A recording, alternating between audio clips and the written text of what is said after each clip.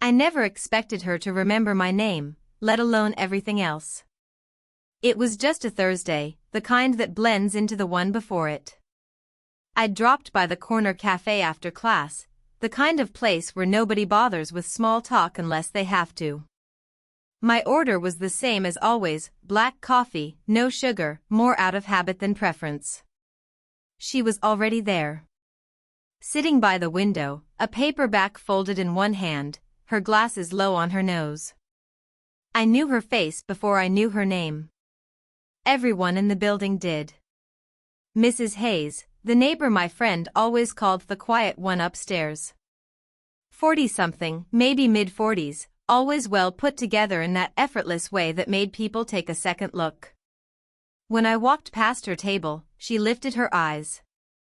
"You're Jordan, right?" she said. I almost dropped the cup. Yeah.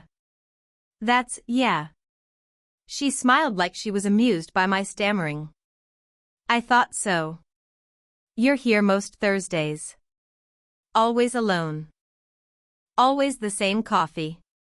The way she said it, like she'd been paying attention longer than I realized, made something twist in my chest.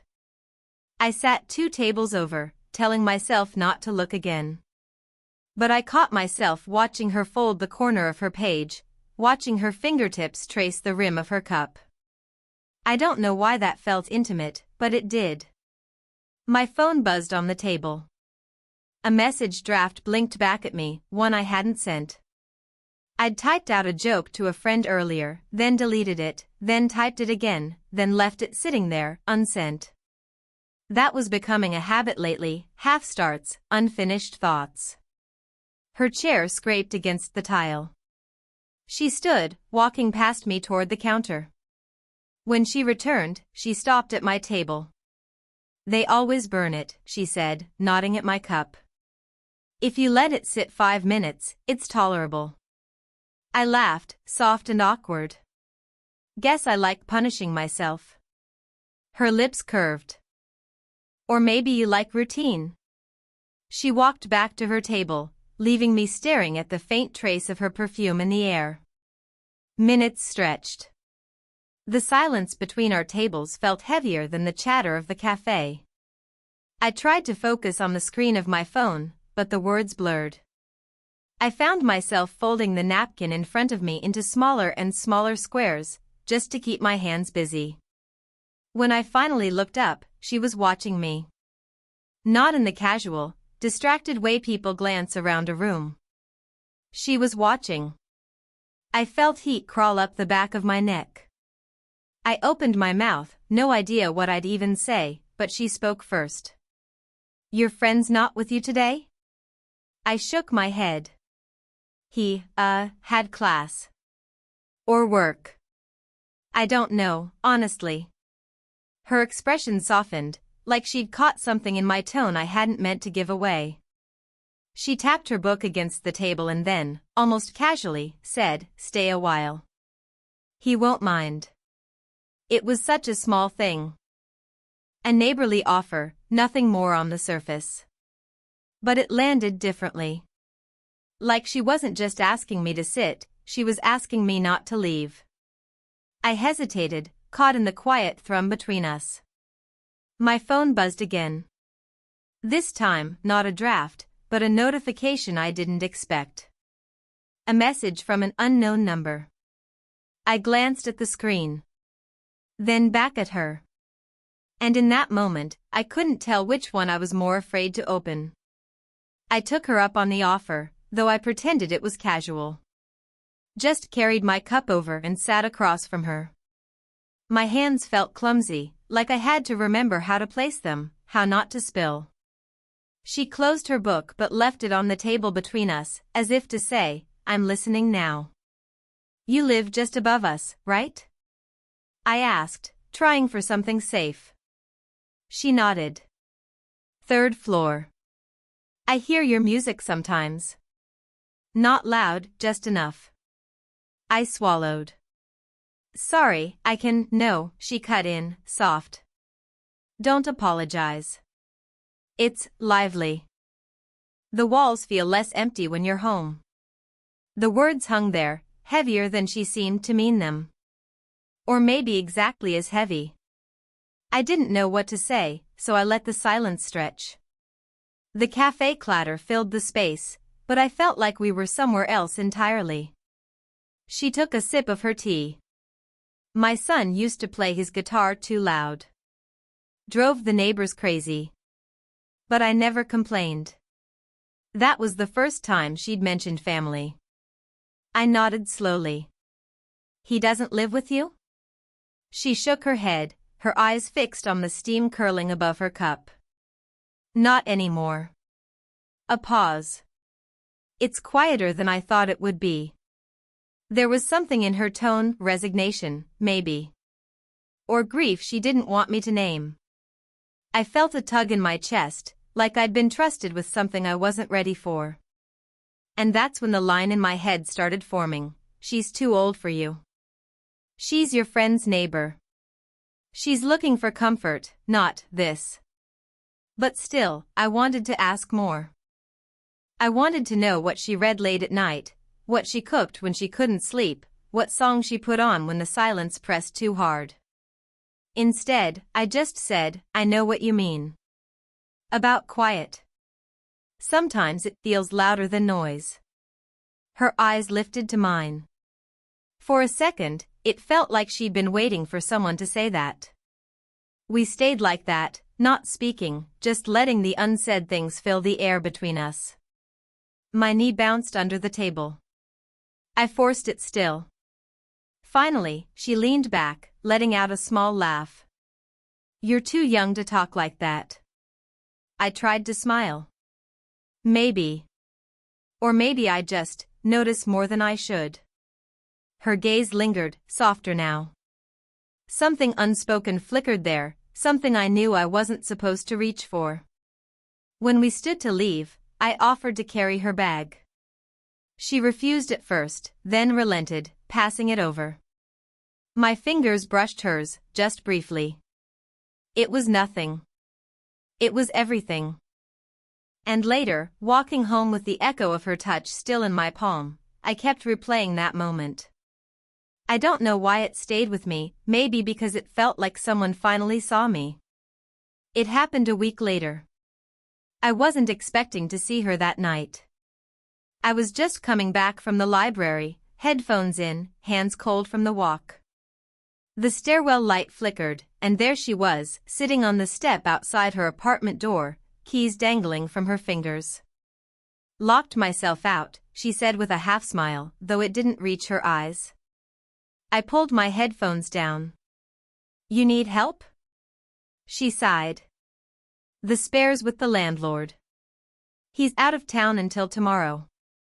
I stood there, unsure what to do with my hands. You can, wait in my place? Until then. Her smile shifted, softer. That's kind. Are you sure? I nodded too quickly. Yeah. Of course. Inside, the space felt suddenly small. I set her tea on the table, trying not to watch the way she looked around, like she was cataloging the life of a 20-year-old in half-glances. Stacks of textbooks, a hoodie tossed over a chair, the faint smell of detergent from laundry I hadn't folded. She sat on the couch, smoothing the fabric under her palms. It's lived in. Polite way of saying messy.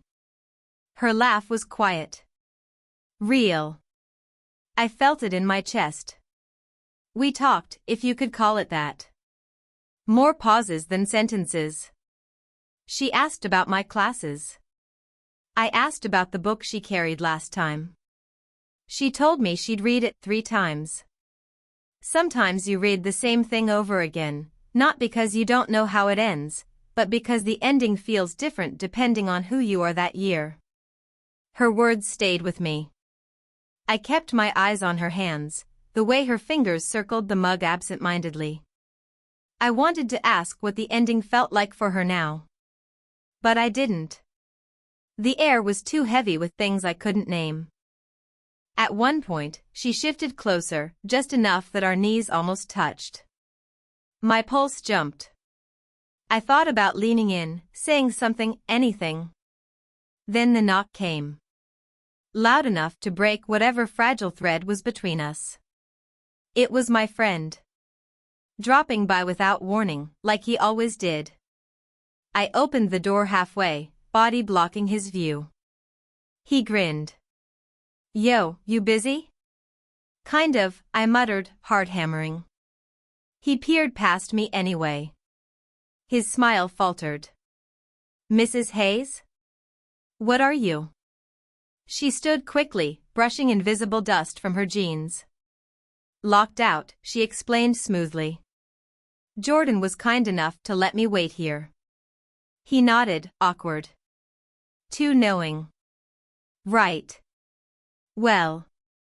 See you around." The door shut. The silence after felt louder than his voice. I turned back. She was still standing, her hand resting on the couch like she wasn't sure whether to sit again or leave. "Sorry," I said. "Not your fault." Her voice was quiet, unreadable. She looked at me then, really looked. And for one breathless second, I thought she might step closer.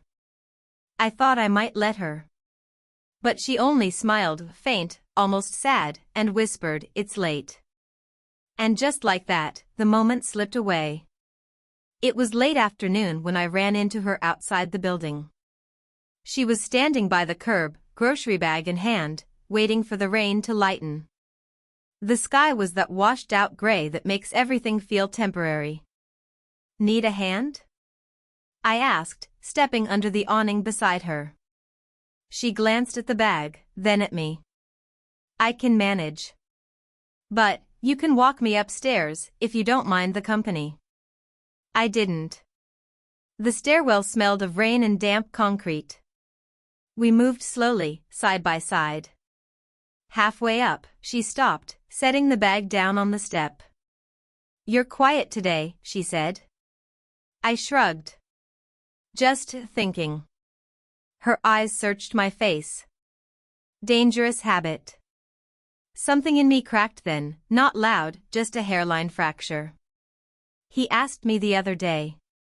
"My friend." "About us." The word slipped out before I could pull it back.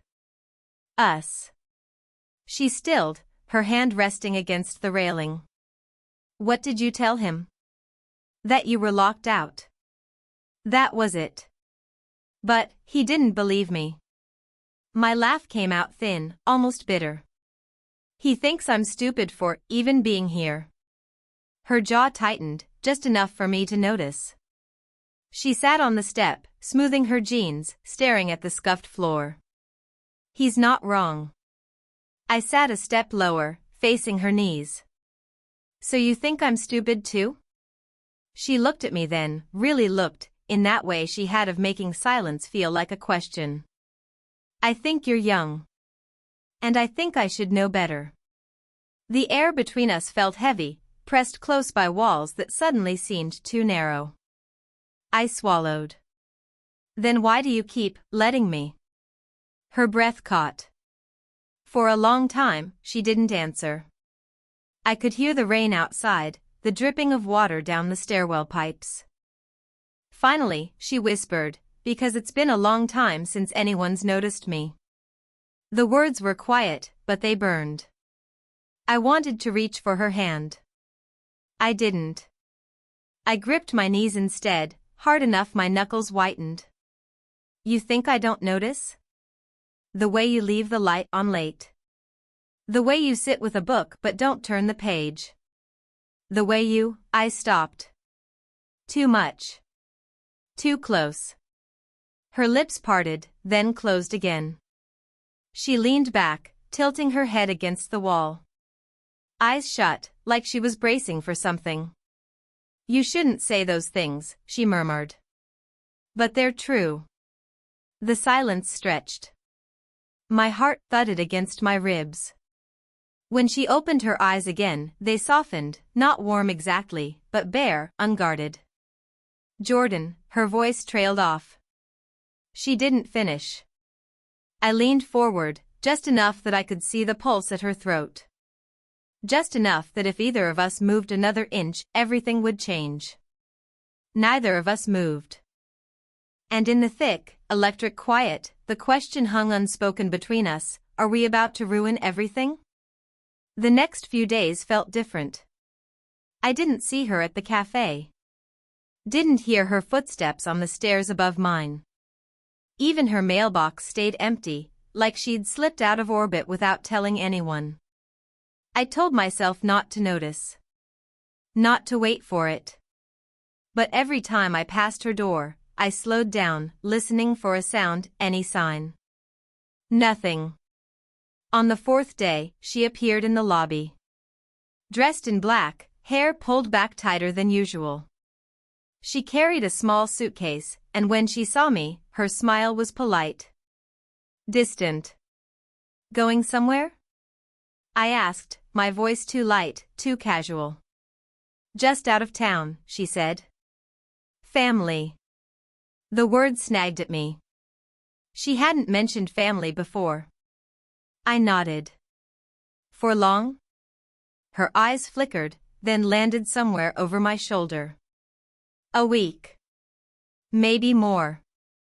I wanted to ask why now, why without telling me, but the word stuck. She pressed the elevator button and didn't look at me again. When the doors closed, I stood there in the echo of her absence, hands shoved deep in my pockets, the taste of unsaid things sharp in my mouth.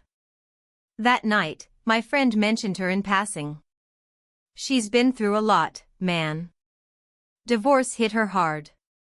You know she's got a son, right? Older than us, almost 25. I blinked. The ground tilted under me. No, I hadn't known. Pieces rearranged in my head, the way her eyes went distant when she spoke about noise, the weight in her silence, the careful way she let me closer but never too close. And suddenly, everything between us felt borrowed. Like I'd been filling a space that wasn't really mine. For the rest of the week, I avoided the cafe. Kept my headphones in, even when I wasn't listening to anything. Pretended my phone wasn't in my pocket when it buzzed with nothing but blank screens. I almost knocked on her door once. Stood outside, hand raised, heart pounding. But I froze. Because what would I say? I missed you? I don't understand you? I want something I probably shouldn't? The words wouldn't come. My hand fell, useless at my side. When she finally returned, I didn't see her. I only knew because I heard the sound of her heels above me again, measured, careful, like nothing had changed. But everything had. And sitting alone in my room that night, phone glowing against the dark, I typed out a message. Just her name. Just to prove I could reach across the silence if I wanted. I stared at it for a long time. Then I pressed delete. I didn't feel heartbroken. I felt paused. Like life forgot to finish the sentence. It was late when I saw her again. Not in the cafe, not in the stairwell. Just outside the building, fumbling with her grocery bags at the door. I almost kept walking. Almost told myself to leave it there, let the silence win. But something in the slump of her shoulders stopped me. Here, I said, taking one of the bags before she could argue. She exhaled, not quite a laugh, not quite a sigh. Thanks. I always buy too much. We walked up together, the sound of our steps filling the narrow stairwell.